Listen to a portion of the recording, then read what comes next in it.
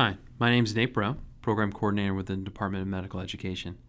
In this tutorial, we'll be doing from the start to finish creating a brand new application within CloudCME. To begin, log into the website right here and sign in. Use your institutional email and the password that you've created.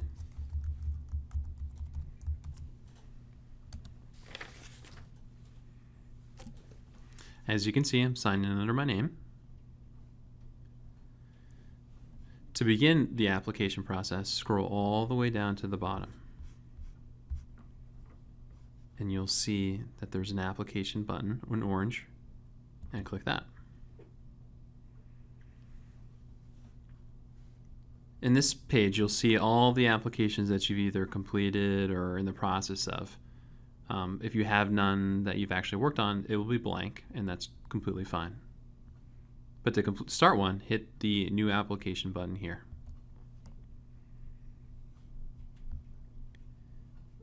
Here on the left is in the gray tabs. These are each tab you'll have to complete to actually complete an application, but it won't let you jump to any other until you've completed the one prior.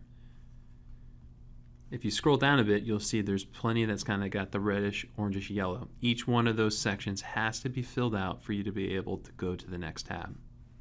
So in this particular case, we'll create one from scratch. So is this an MMC or Maine Health Department or corporate affiliate? You always want to say yes and give your department name.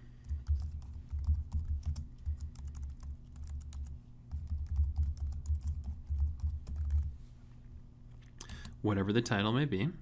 In this situation, you always want to be somewhat specific. If you use something really general, if you ever need to augment it in the back end of CloudCME, it'd be really difficult to find.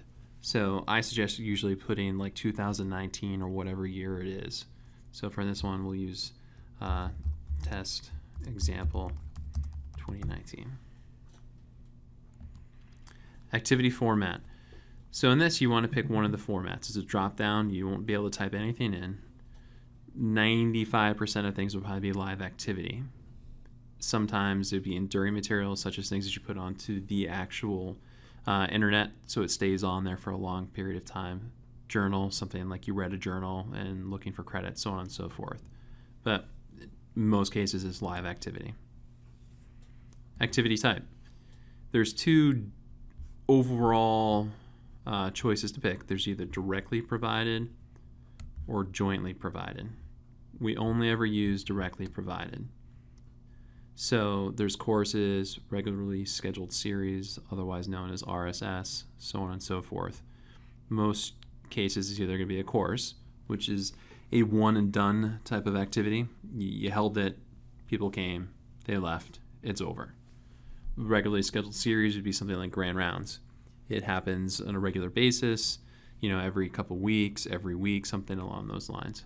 So in this particular case, I am going to pick it being a regularly scheduled series. There's synopsis and activity description. The synopsis, you'll notice, was in white, so you don't have to fill anything out there if you don't want to. But the activity description, you have to. So what is this course?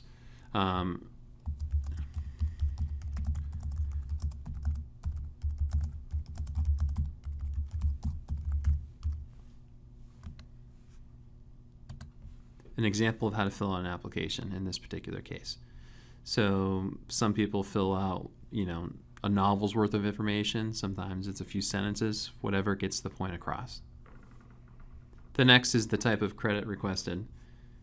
You always want to pick the AMA-PRA Category 1 and non-physician.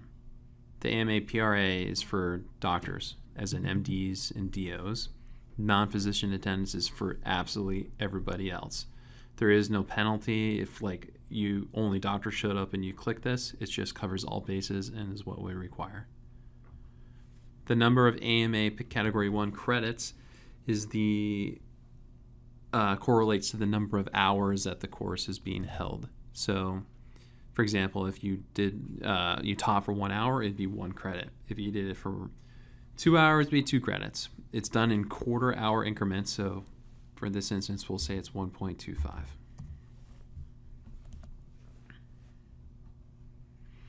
Take note that if you do anything higher than 1 hour, you would need to provide an agenda with this as well. If you do not provide an agenda for anything greater than 1 hour, when we review the application, we will ask you for it. So in this case, you would add a file by clicking this, find it on your computer, and upload it. The location, you need to specify where it's going to be held. So in this particular case, we'll say Dana Center. You have to say the city, which is Portland, and the zip code. So again, it could be, Southern Healthcare. It could be wherever it is. You just need to specify where it is. Under that, you'll see there's 2 different types of questions. They're not in red, meaning you don't have to take these if you don't want to. One option is, yes, I would like to be able to text the attendance, to record the attendance, and or have it published in the public calendar for people to be able to locate it and know where it's going to be, so on and so forth. I'm going to say yes to both. Okay, you have to specify the start date, so it's going to be able to say tomorrow. And you have to specify the date when it will end. So it'll end on the same day. The start and end time. This is done in military time. So for example, if you put 0800, that's 8 a.m.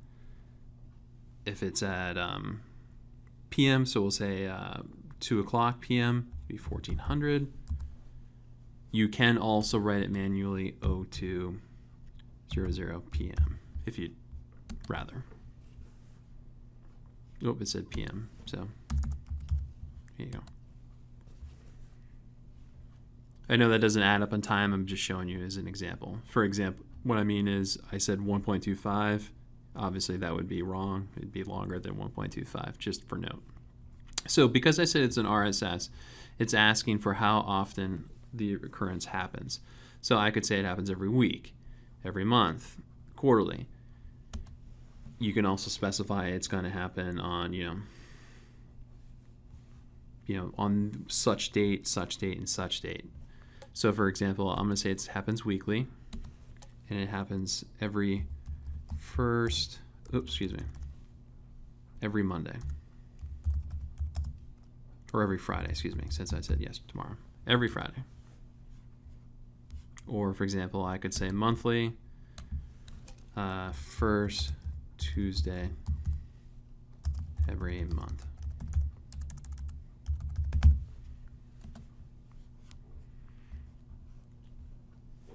Target audience. You have to pick one of this from this list, but you can pick as many as you like. So it's asking who is your target audience. So for testing, I'm going to say academic research and hepatology. You can list any that aren't here. At the end, you can hit save and continue. Take note that if you hit save and continue and you haven't filled out all those red areas, you'll click save and continue and you'll just stay there. It won't move. In that case, the machine's not broken. Scroll up and find what you haven't done. But I have filled everything, so hit save and continue. It changes to please wait and loads to the next section. We were at basic information, now we're at planners and faculty. So planners, these are the individuals who participated in creating the application or the activity. So you can start typing in their email. I'm going to use myself as an example. Oops.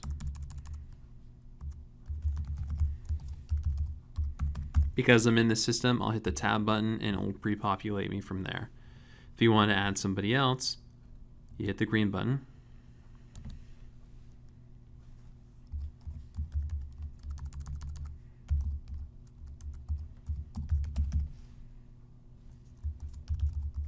Add their name and go from there. You can hit the red minus to remove them. You'll see that it asks for the role in planning content. That's a drop down. You can pick any of them. We request that you pick planning committee member. It covers all bases, and that's fine. We don't really mind if it's a director or a manager. Just planning committee member just covers everything. We now require that you do the joint accreditation activity planning template. If you do not have access to that, email us and let us know and we'll get it to you. But once that's completed, this is where you would add that file.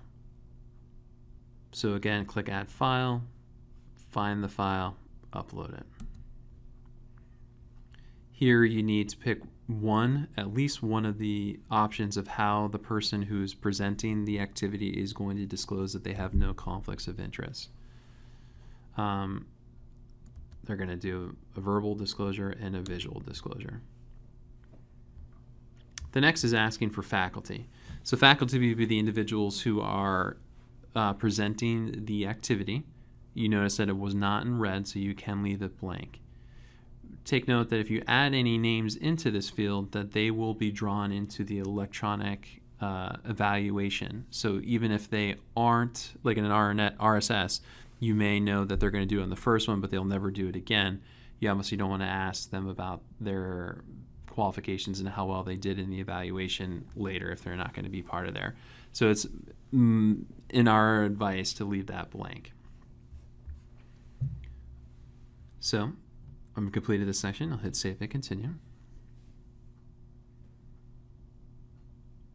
Objectives and outcomes. So the objective is asking what are you hoping to accomplish by providing this course. You have to put at least one objective. We hope that you put more than one, but in this particular case we'll just do one. To learn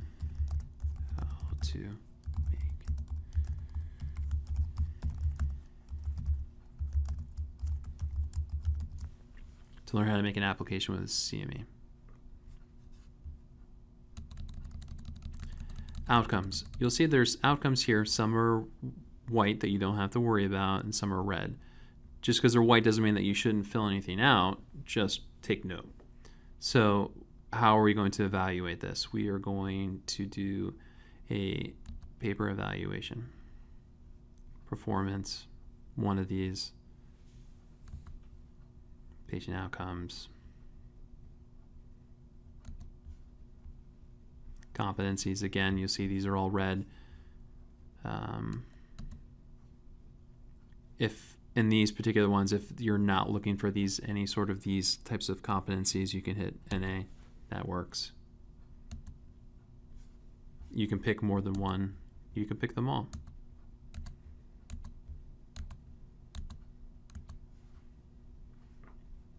Save and continue.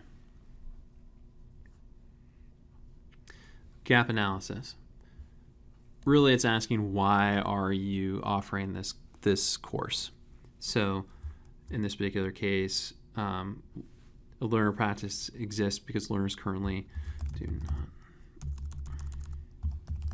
not familiar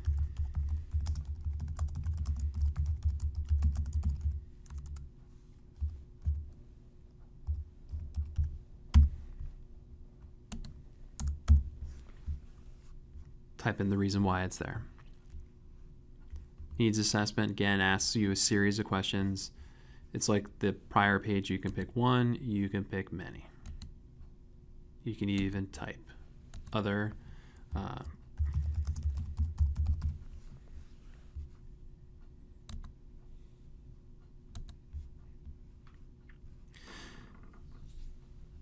Evaluation. Here, we now require anyone who does a activity within CloudCME to use the Maine Health's electronic evaluation version to evaluate. So you want to say, I acknowledge. That we then do for you on the back end. You do not need to use your paper evaluation any longer. Save and continue. Commercial support. It's already pre-populated to say no. If you do have commercial support, we will contact you and work with you from there. But it should almost always be no. save the application. At this point, the system is going to give you this explanation saying, congratulations, you've done it. You aren't done though. What I always advise, remember the information that we uploaded, sometimes CloudCME says it uploaded and it really didn't. So I always suggest going to Files, Upload and Download, click on that.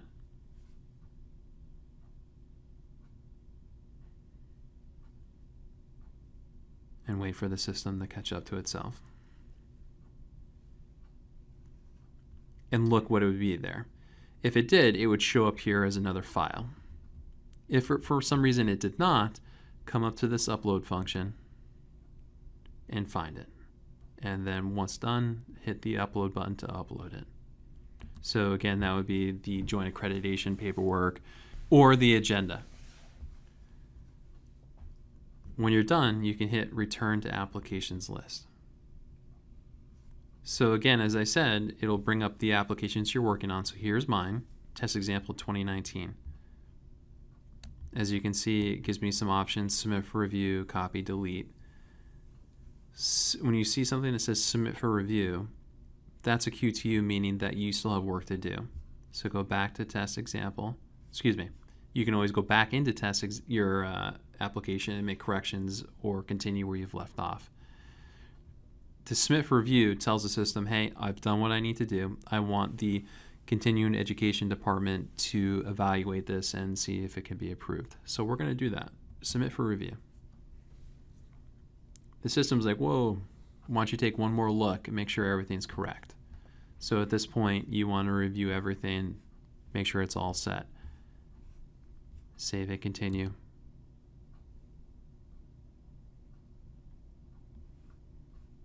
After you've done the basic information, if you're confident everything's done, you don't literally have to go through every section. Go back to Return to Application List. Hit Submit for Review again.